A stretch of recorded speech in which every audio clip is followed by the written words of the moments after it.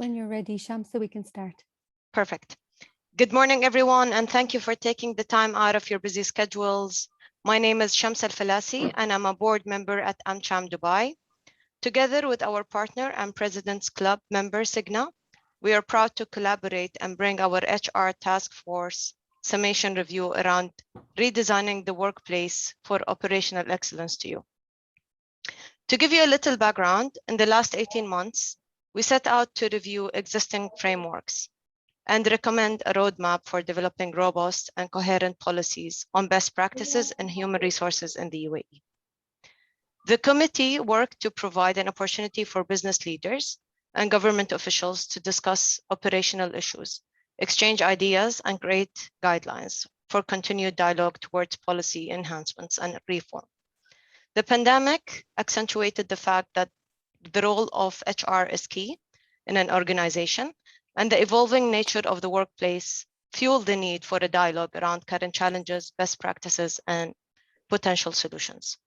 With this in mind, it's my pleasure to begin today's discussion, and we will hear from everyone shortly. But before we begin, we would like to welcome our corporate members, President and Vice President Club members, whose engagement and support we very much appreciate. Joining us also on the call today are members of AmCham Abu Dhabi, Bahrain, and Kuwait, and we are pleased they can be with us. We encourage you to listen and ask any questions via the chat option below, and we will endeavor to answer these questions should the time permit. So let's begin. I would like to first introduce you to Liane Braganza, who's the Chief Marketing Officer at Signa for the Middle East and Africa region. She's responsible for reinforcing Signa's customer-centric approach and market growth through the development and execution of strategic brand marketing, targeted segmentation programs, digital initiatives, and engaging health and wellness initiatives across the Middle East and Africa. Based in Dubai, UAE, Liane is an integral part of Signa's executive team and has played vital role in setting up marketing function, which has elevated the Signa brand and maintained it as a company that went through an acquisition. Liane holds a bachelor's degree in English literature from MOM. Over to you, Liane. Thank you, Shamsa, and thank you for welcoming me to this lovely discussion. And I also want to thank AmCham for making this entire partnership a success. Together with AmCham, we've hosted insightful discussions in the past year that have helped us address various challenges faced by our HR leaders and businesses. The topics have given us new insights on perspectives for driving operational excellence, examining the challenges and opportunities related to amortization, incorporating best practices that support diversity, inclusion, and gender parity. So, and we've also had an opportunity to look at the impact of COVID-19 and the pandemic and its impact on the needs of employees and how those have changed. I wanted to welcome our panelists as well. We have Ishil Atta, the head of HR at Signa Insurance Middle East and Africa. We have Belgian Ertam, the VP of HR at GE Minat. We have Nina Shami, HR head at Chevron Gulf and Middle East. And then Hisham Darwish from IBM Middle East. Thank you so much for being with us here today. A few nuggets of insights that we've learned from our Signa COVID-19 study. One, that 93% of all employees in the UAE said they have to work in an always-on culture. Through the weekend, long hours, and they're suffering from work-related stress that is far higher than the global population. Two, that the study has also revealed that employees' needs and expectations have evolved drastically, and these needs are not being met by employers. So 69% of employees in the UAE expect more mental health support, 74% expect enhanced health coverage, and only 29% have claimed to receive these gaps. So this is why discussions like these really help to change the conversation and to push some of these important discussions forward. Without any further ado, I'm going to hand over to Scott Hyde, Senior Director at Honeywell, who will moderate this morning's session. Over to you, Scott. Thanks, Leanne. Just a quick introduction to Scott as well, who's with us today. Scott Hyde is the Senior HR Director for Middle East, Turkey, Central Asia, and Israel for the High Growth region. He leads the regional HR team across the Middle East, Turkey, and Central Asia, covering 14 countries and supporting 2,050 employees across all strategic business groups. Working closely with the High Growth region President and the regional VP GMs, Scott is intensely focused on driving the localization transformation journey, championing I&D change whilst embracing the talent succession requirements. Scott's prior role was with the Europe, Middle East, and Africa Senior Director of Talent Acquisition and Diversity, based in Bracknell, UK, where Scott was instrumental in redesigning and owning the transformation of the talent solution across 52 countries and over 5,000 hires per annum. Scott is married to Caroline and has 2 active kids, and in his free time, he enjoys to cycle, motorsport, cook, and travel when time permits. With that, without further ado, over to you, Scott. Great, thank you, Shamsa. Thank you, Leanne, much appreciated. So brilliant, so thank you very much for the introductions. Again, I think we're gonna have a great panel today, and we've got some great topics: emmortization, D&I, gender parity, step into the workplace, new workspace, and global mobility as well. And I think what I would urge everybody to do is start putting the questions, if you've got any now, into the chat, so obviously you can start to filter those ready for the Q&A at the end. And then I'll introduce you to the panelists in a little bit more detail, and then we'll take it forward from there. So Hisham, obviously, Hisham Darwish, HR leader for the Middle East and Pakistan for IBM. He's been with IBM since 2011. Prior to that, he was the HR leader in Egypt and then North and West Africa. So he's traveled quite a lot. Prior to that, he was with Merck Sharp and Dome, and he's had a variety of roles with Pfizer, Abbott, and Sanofi, and also started his career in sales and marketing. And Hisham will be taking on the task of emmortization once I've introduced everybody else. So I will welcome Hisham in a moment. Isal Atta, head of HR for Cigna Middle East and Africa. She's responsible for overseeing all of the HR management policy practices whilst aligning to the strategic objectives of Cigna. Over 20 years experience leading multinational companies in pharma, textiles, logistics, consulting, and insurance broking. And prior to Cigna, she was the HR leader for Marsh. And Isal will take the challenge of D&I and gender parity, so I look forward to that one. Nina Sharmi, responsible for HR for Chevron across the Gulf and the Middle East partnerships. 17 years experience across the region in multiple of HR roles, and the last 14 with Chevron, increasingly more senior roles. And she'll be taking on the task of walking us through the new workspace. Again, everybody is thinking about that as we walk forward, so that will be a very interesting topic. And then lastly, Belgin. Belgin has 2 roles, so hopefully you've got time for the session today, Belgin, so welcome. She's the VP for HR for MENAT for GE, and also the head of organizational and talent development for GE Global. She's focused on accelerating the leadership and talent growth, as well as the change culture across the global markets across MENAT. Belgin leads the HR Council for the region and partners with the leadership team on strategic HR priorities. And Belgin will be taking global mobility. And again, hopefully once we can all start to get up in the air a little bit more, that's obviously going to be a topic to discuss. Lastly, I'd just like to say thank you to Tonya from Cisco. Unfortunately, she cannot make today, but she has been instrumental in helping us out on all of these projects that we've been running for the last year or so. So again, I'm sure you'll meet her again on the next session. So I will hand you to Hisham. So over to you, Hisham, and talk us through emmortization. Scott, thank you very much, and thank you all for your time, and thank you for the AmCham for this great gathering and great topics also, I would say.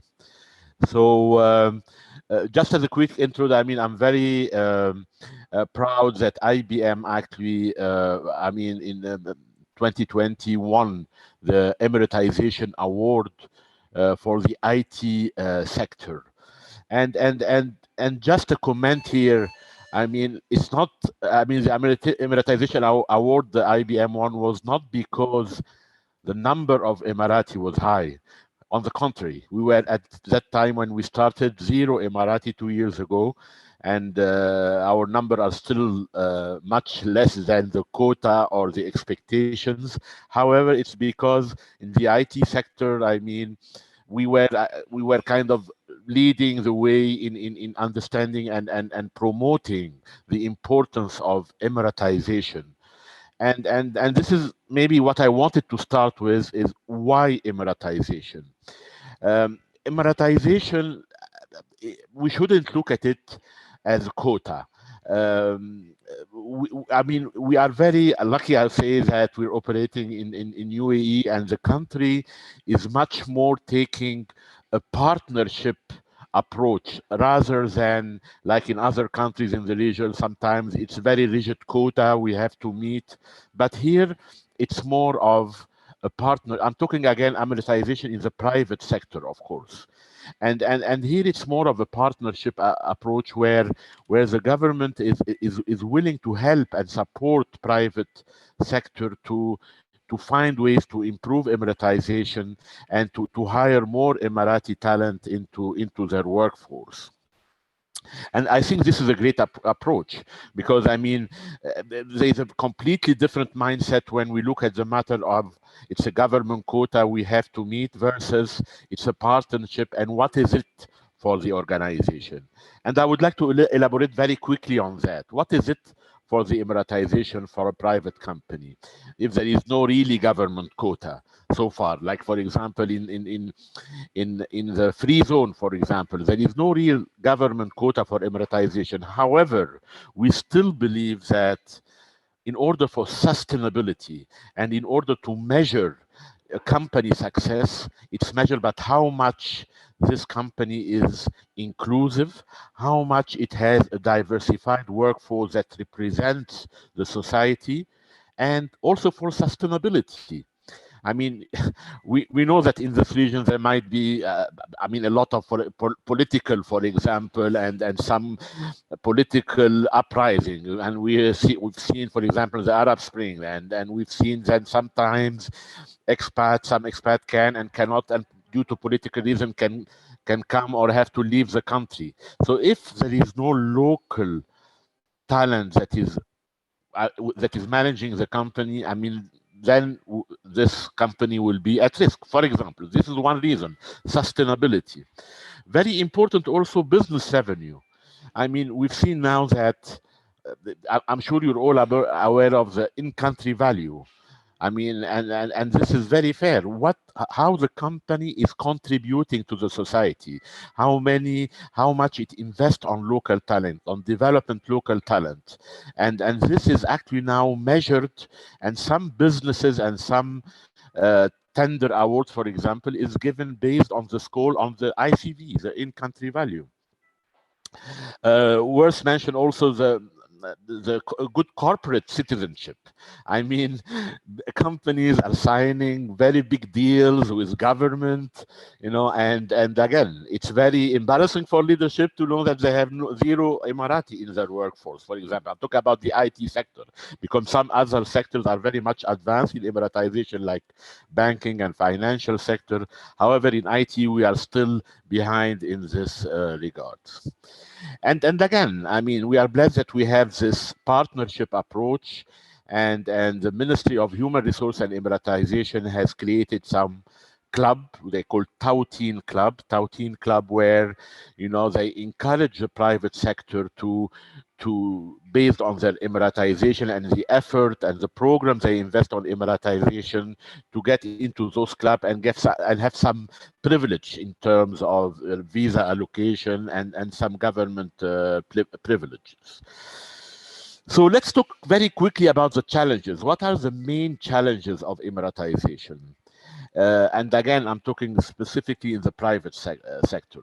First of all, it's about stereotyping. I mean, there is a lot of stereotyping about Emiratis' talent or motivation to join the private sector. They're only looking at government, which is, of course, not true. I mean, we can give you some example of very successful Emirati talent in private sector. Also, there is a lot of stereotyping about the cultural fit and so on. There is also definitely some recruitment challenges. We have seen, for example, a lesson learned at IBN. For example, when we recruit, we mainly go to the typical platform like LinkedIn, etc. And we were overseeing, for example, some of the major platform where we can find Emirati talent like Tautin Portal, for example. So again, this is a kind of recruitment challenges, where to find and how to find Emirati talent. There is definitely a lot of unconscious, I would say unconscious bias also versus some expats that, you know, I mean, the fear of including more Emirati talent, which might even put at risk their own position or job or whatever kind of unconscious bias. So all these are, I mean, whether we like it or not, are realities, unfortunately, and are challenges we have seen and we have addressed in terms of the Emiratization. There is also a lack of knowledge of some processes, like, for example, how to register, you know, Emiratis into GPSE, the pension program. What about the medical insurance? We know that in some, how would we accommodate the medical insurance sometimes that is required by the government for Emirati versus our own corporate medical insurance? The military service, also how to deal with cases of military service, etc. So all these are also some of the administrative challenges that might be, I mean, put a challenge towards improvement of the Emiratization. I mean, so of course each one of this is, we can talk a lot about it. However, I mean, the key point I want to end this note on is that we should not look at Emiratization as numbers we have to achieve. Definitely not. This is not how we but we need to look at it more as part of our inclusion. We know it's a buzzword now in all our corporate life, inclusion and diversity. And again, it's not only about gender, with all the importance of gender diversity, of race diversity, but also very important about Emiratization, about including local talent, national talent within the workforce, not only as part of a number of diversity, but also as how included, how they are part of the culture of the organization. So these were the high level, I mean, pointed. I wanted to highlight. Definitely, will be a panel discussion, and I'm looking forward to your comments. That's brilliant. Thank you. Thank you very much, Hisham. Really insightful, and thank you very much for bringing that to life. So I'll now hand you over to Isol to talk us through D&I and gender parity. Looking forward to this one. Thank you, Scott, and thanks to all of you for joining us this morning. And thanks, AmCham, again. I think this is a great partnership that we have been going through for more than 1.5 years now.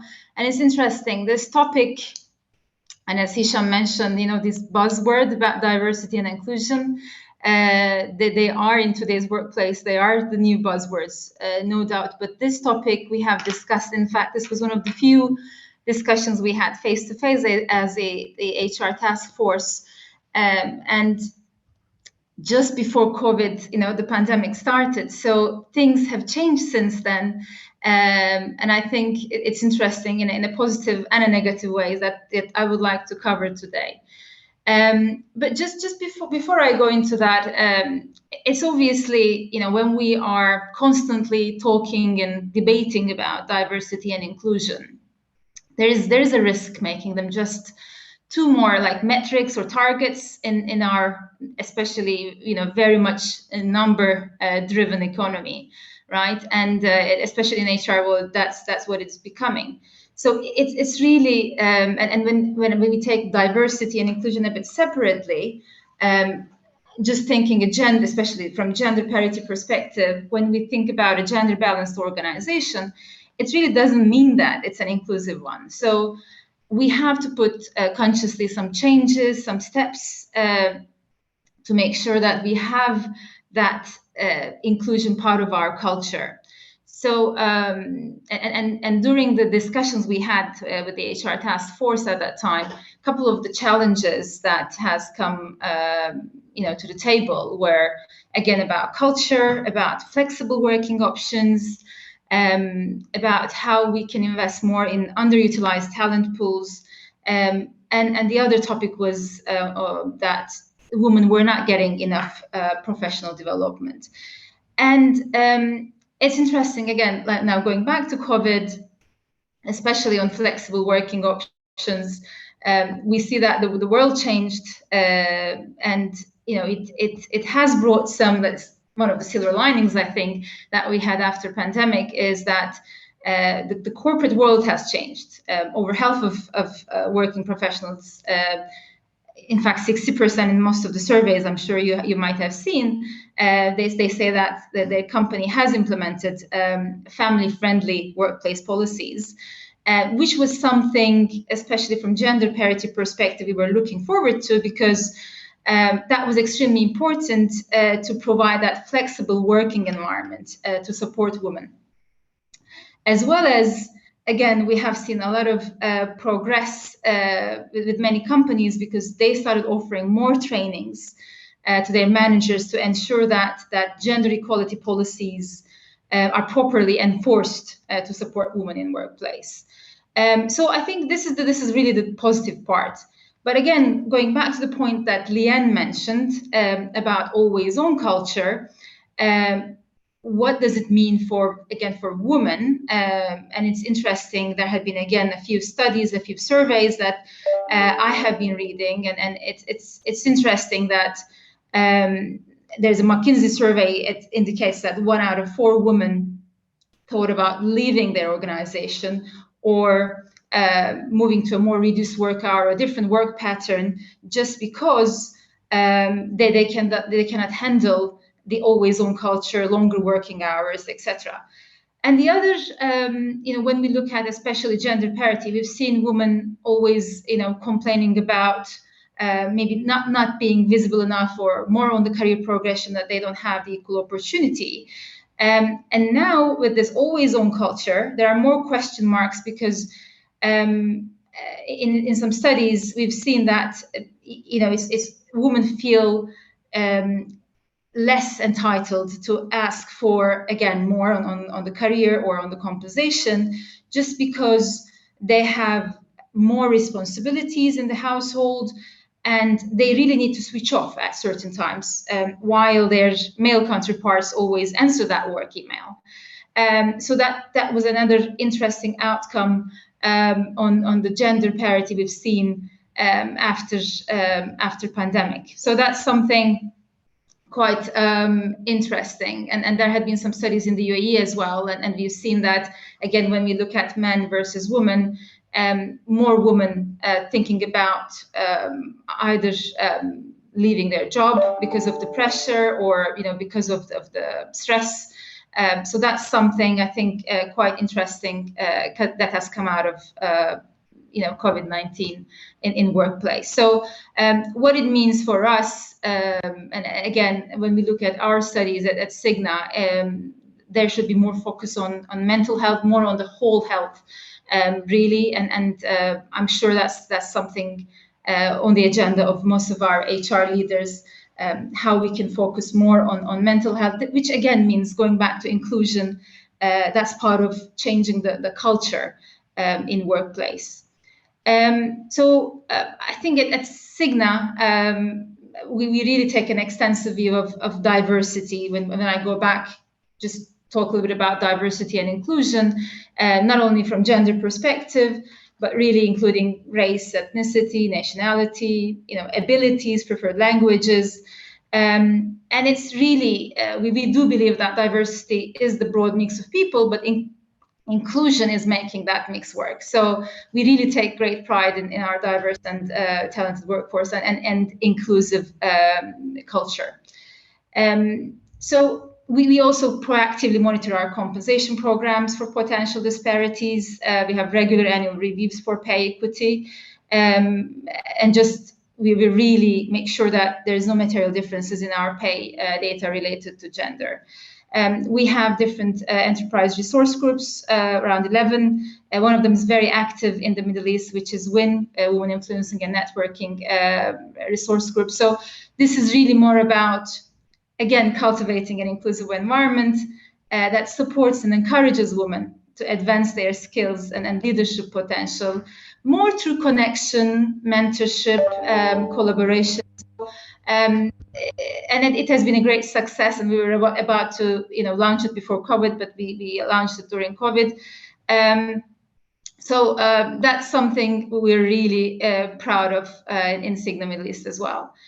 So just going back to I think the point, and just to wrap up, obviously we have to embrace that change that came with COVID-19 as well, and just make sure that we have an inclusive workplace. We should always keep that at the top of our agenda. Thanks, and over to you, Scott. That's brilliant. Thank you very much. Really insightful, and I think a challenge will be with us for a long time. So thank you very much for sharing that. So Nina from Chevron, if you can now solve the big problem that we've got, the new workspace, and share those insights, that'd be great. Thank you, Nina. Thank you, Scott. That I wish it was that easy. So good morning, everybody, and a special thanks to AmCham for hosting us today and just making us part of this panel. And I'm very pleased actually to be also with those HR professionals that are on the panel. We've been working together for the last 18 months, I guess. So what we were sharing today is just a result of so many engagements and so many interactions that led to what we're sharing today. So thanks very much again, Scott, and apologies in advance for not being able to open my camera. I just want to make sure that the network that I have is just focused on the voice. And let's move to the new workspace and the stepping into the new workspace. So we know that for the last, if we look back actually 18 months back, we've had an overnight switch to working from home rather than working from the office. And this shift actually created a lot of challenges to many of us. And those challenges were seen in many instances. We've heard Leon also talking earlier on the percentages of the employees' wellness and how they have also led to challenges that companies had to come up with a lot of initiatives to just make sure that the employees' well-being specifically is being met. So the critical element that we wanted to discuss over here is just the consideration and the objectives of moving now back to the workspace, and whether the workforce is actually prepared to being able or to being used to working from home, to switching and working now from back in the office. So following this, there was a lot of integrated approach and needs to be adopted. And those factors were external as well as internal. So many companies have considered the governmental strategy and factors and guidelines in order to come back to the workspace. Company decisions that have been made internally, and especially within a global and a corporate world, how these decisions will be translated to the local markets. And also, most importantly, are the employee preferences and how these preferences are considered within our companies. So engaging and including our employees and the decisions that we have made to just come back to the workforce were vital, and were mostly considered to just make sure that those needs are met and those challenges will be overcome. So what kind of challenges that were faced during the switch now to come back to the workplace. Some of these challenges were highlighted as the actual going back to the office after so much time of working from home. That cultural change overall, the mental health, and we'll speak about that. And special thanks to Signa actually, and just like also enlightening us through the HR task force on some of the programs that they have had to just overcome those mental health issues that we've had, and what are the key activities and key actions that we have taken to overcome this. The general health and safety aspects of having the employees going back to the workplace. Some of the travel requirements and sometimes travel restrictions that we have faced. And finally, also the communication channels and how we can have a specific clarity in the communication, transparent communication, to just bring our workforce and engage with them throughout, to just make sure that we have a very open and transparent and engaged workforce throughout this phase. So some of the key actions and the key factors that we have taken in many of the organizations, and when I say many of the organizations, I would say most of the HR task force that we have had through the panel engagement. So some solutions or some of the actions that existed were just to make sure that we have a phased approach to going back to the workforce. So going back to the workplace in phased matter, just to make sure that we are considering any external or any internal organizational needs. And then making sure that we have always a transparent approach between the employees and the leadership team. So there was a lot of engagement through town halls, or through open communication, one-on-one communication with our employees, just to make sure that they are having this well-being approach to coming back to the workplace. The health and safety approach, where also the workplace has been prepared by all aspects, just to make sure that our employees are comfortable sitting and having all of the safeguards in place to come back to the workplace. There were a lot of travel requirements, and we know that the travel requirements and sometimes travel restrictions were in place. So encouraging the virtual aspect, dealing with customers and avoiding the travel if needs be. And finally is also the communication. So having this open communication channel between the leadership and the employees to just make sure that they are engaged and they are part of the decision as we go through the phase of coming back to the workplace. In closing, if anything we've learned during these past 18 months, I guess it's that we need to be resilient, safeguard-minded, and always supportive to each other. And that's the motto that we go to our employees with.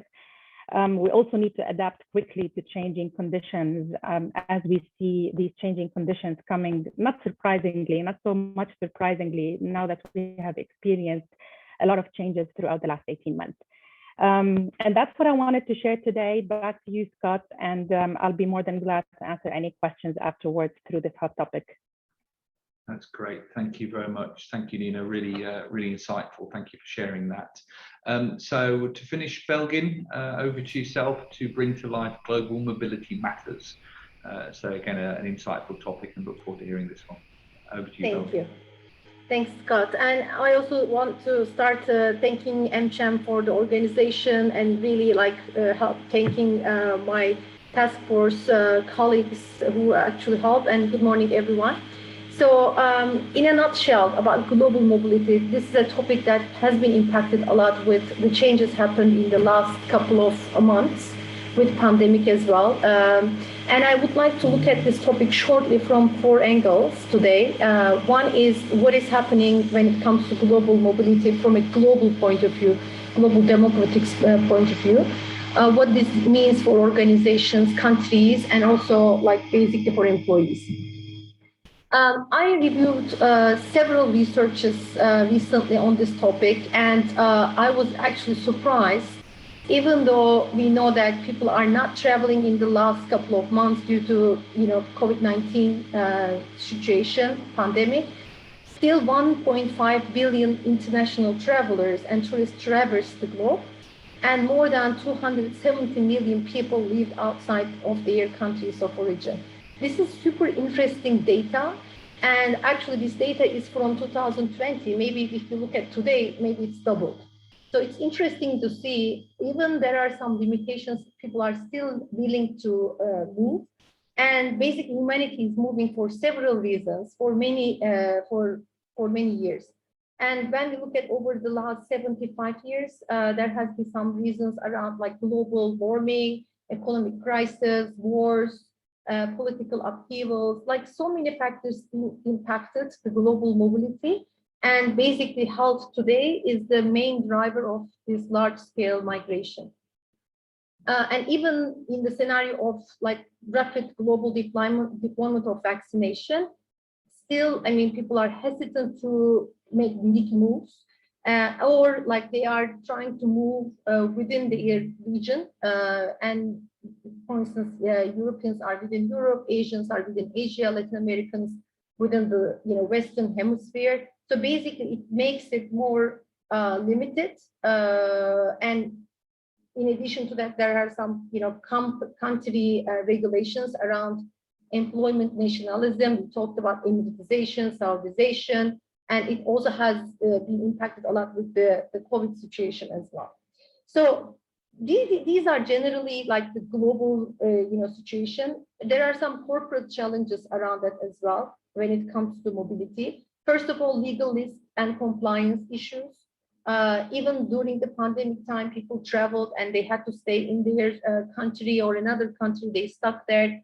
And there has been some legal risks around it, and companies actually even put teams to manage this risk. Filling positions and getting people move in these circumstances was a big challenge for the companies. How we can measure the return, the value of investment was another problem. And basically associated with that, mobility's strategic value. What is the strategic value and what we can drive for our organization was another question mark. And some of the mistakes made around it, employee engagement, and also couples. Now that there is more couple like spouses engaged into work environment, it's not only one person's moving around. You have to really think more broadly from a family point of view, dual careers, how we can support the spouse. I mean, either it's a wife or husband. So there are, these are basically challenges around, the companies that needs to deal with. And from an employee point of view, there is an increased hesitancy to relocate basically at this time. But there are still many employees who view relocation, mobility as an essential part of their career plan. So basically all the researchers are showing that as well. And they are still seeking out employers that offer global opportunities to experience new cultures and potential career growth. So with that, I would like to share some like GE examples, what we are doing. Basically, we do global mobility, basically maybe less than before due to circumstances, but still we move people due to strategic reasons, for leadership, for career growth, or for some technical assignments in some projects. In addition to that, especially in these circumstances, we are still providing opportunities like STIR, which is short-term international assignments. So we are basically taking one talent from one of the growth countries, such as, for instance, like China, and we take this person to an international assignment, mainly in their HQ of their business. If they are working in power, we take them in the US or in healthcare, sometimes to UK, so that they are actually get exposed to their business HQ. They can still bring the know-how, the company, the country specifics to the HQ. But meanwhile, they are also learning and they bring back this knowledge to their countries back as well. So this is what we do. Leadership program is as an early career rotational program that builds skills and leadership, talent capabilities for the young talents. we have different pillars in HR, in finance, in commercial, technical skills. It is an engineering program. So these are 2 years programs, and we have 6 to 8 months rotational assignments, so that a young talent can go around the world in the same business, learn from different pieces of their business, and they learn a lot, like in a very, very short time period, and they do it by doing their job. So that increases this, engagement and the learning opportunity for the young talents as well. We also create mission-based teams. Basically, these are virtual teams coming together from different countries across the globe to work on a certain project. So this is what we also drive a lot. And virtual internship opportunities for the university students, which was less during the pandemic, but we could able to give 60 students an opportunity for mentorship. We actually match these people from different countries. Although they cannot travel during the pandemic, we still wanted to open our leadership to help and provide support for these young talents. And finally, I think this is critical to have some policies around how people can work flexibly out of the office remotely. And we also implemented temporary and permanent work policies, like if somebody will work permanently at home, what will be the guidelines around it, so that employees are clear on this one. So I just want to pause here. Of course, talent management will continue to be our priority, and we will continue providing these opportunities. But I would like to, stop here to see if you have any questions around. Thank you, and over to you, Scott. That's great. Thank you very much, Belgin. Thank you very much for sharing that insight. So really, really appreciate that. So Q&A time. We've got some questions that have come in. So obviously the panelists, if you can pop your cameras on, obviously if they're operational, that'd be great. And to kick off with one, again, I'll direct this to yourself, Hisham. A really nice question from Omar. Basically what he's asking for here is thank you for your insights, which is good, but can you share some best practices to apply inclusion for Emirati nationals in our teams? So again, I'll pass that to yourself, Hisham, and then Aizal, if you've got any insights on that as well, you can follow that up. So thank you, Scott. I guess we talk about addressing the questions in the chat. Am I correct, Scott? Yeah, it's from Omar. Yeah, so it's Omar's question. He's basically saying, any best practices for inclusion? Yes. So actually, there were two questions. One related to Kuwait and what companies needs to do for the Emiratization, and a question also from Omar about what's the best practice to apply inclusion for Emirati national in our teams. Yeah. So let me start with this one. So I think it's a great question, Omar. I mean, I think the best way to make sure we have a good inclusion of Emirati national in our team is not to make them feel they are different. I mean, even they are still a minority in the beginning in terms of numbers, in terms of diversity figures, they are still minority. However, we should not let them feel they are different. I don't think we need to start designing some special plans in terms of benefits, in terms of whatever other HR plans that would make them feel different from the team. I think the best way is to 100% make sure they are included into the team, they are part of the team, and the first mistake we need to make sure is that they are not felt, as a different, separate group, or special group where we need to do some, special arrangement or whatever.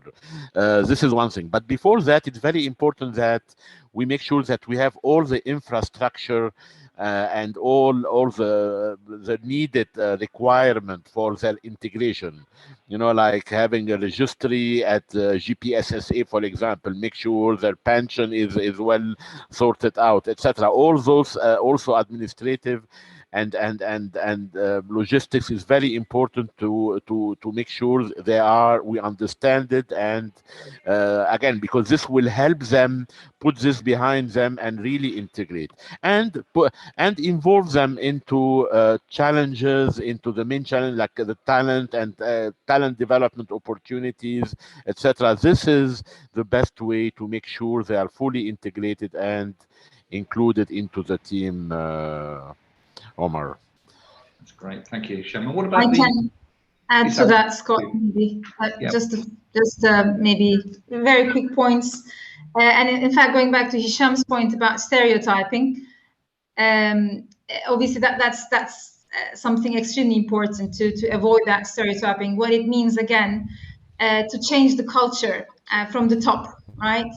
And managers, whoever, you have those Emiratis in those teams, just making sure that managers do understand that culture, accept them in the way they are, so that, yes, they are not different from any other employee, and they have the same opportunities from growth perspective. So I think changing that culture is extremely important, which is not easy. I know that Hisham also mentioned as a challenge, but I feel that's extremely important. Great, thanks, Issel. And Hisham, from a Q80 perspective, what's your view of the question on the Q8? Yes, so for Kuwait, they actually have some quotas, and I think for technology it is around 20%. So they do have quotas, and in general, I mean, the best way is not to wait for the quota to be imposed. I think we need, it is coming. If there is no quota, it is coming sooner or later. So I think the best way is to start really getting ready for that, and because it takes some time to adjust some of our internal, I would say, culture, and have, for example, a culture check. Does the leadership understand the importance of Kuwaitization, Emiratization, Saudization? Is it just a government requirement, or they really understand and believe into the importance of having an inclusive, diversified, well-represented workforce? Also, make sure we have an infrastructure check, meaning that we are well equipped and knowledgeable of what are the specific requirements into our internal processes to welcome the local national. And very important also is to have accountability and project management, meaning that, I mean, in some countries they appoint, for example, an Emiratization project manager to make sure, that there is a matrix, there is progress, there is a project management of how we improve and progress in our Emiratization. Great, thanks, Hisham. So a question here, again, I'm intrigued to have the answer as well, Belgin, so I'll direct this one to you. So just said thanks for your insights. What was your approach? So what was the GE approach when you applied flexible working permanently from home for field-based positions such as sales? So Belgin, if you can take that from a GE perspective, then Nina, I appreciate from your view what Chevron would think of that too. So Belgin, over to you. Okay, thanks. Thanks for the question. So maybe just to clarify, we have two policies. One is flexible working, which is like, you don't need to be in the office all the time, and you actually manage your work with your manager. So this is one part of it. The other one is really about working from home policies and temporary and permanent. So permanent work from home policy is not applicable to everyone else. There are some roles that you can really do from work and from home all the time. And basically the manager and the employee decide together.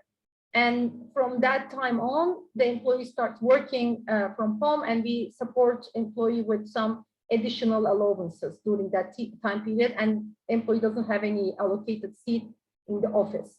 But if there's a meeting comes up, etc., we are also requiring these employees to come and attend those meetings as well. But like if it's a field role, and if employee needs to be on a site working with customers, I mean, we have big plants, for instance, energy plants, and some of our employees has to be there for maintenance of those plants. We cannot expect, we cannot really work in a situation that these employees can come and work from home. So this is really like case by case basis. We wanted to make sure that for the positions that are applicable, we have a policy around it and everybody is clear. But at the same time, this is the reality that it will not be applicable for all positions if the employee needs to be on a site or with customers. Great, thanks, Belgin. Nina, your view? Sure, thanks, Scott.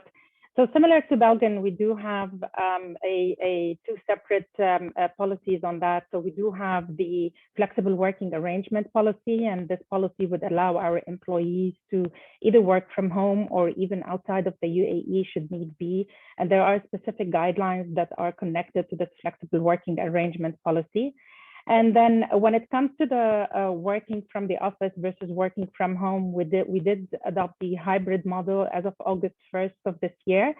So we did have this hybrid model policy applicable for all of our employees, which would be having our employees working from the office 3 days a week, and then having 2 days of their choice that they would be working from home. So by adopting this new hybrid model, and also, of course, keeping the traditional office working model, we did provide our employees with a more of a collaborative environment where they can be at the office collaborating with each other and also meeting with customers.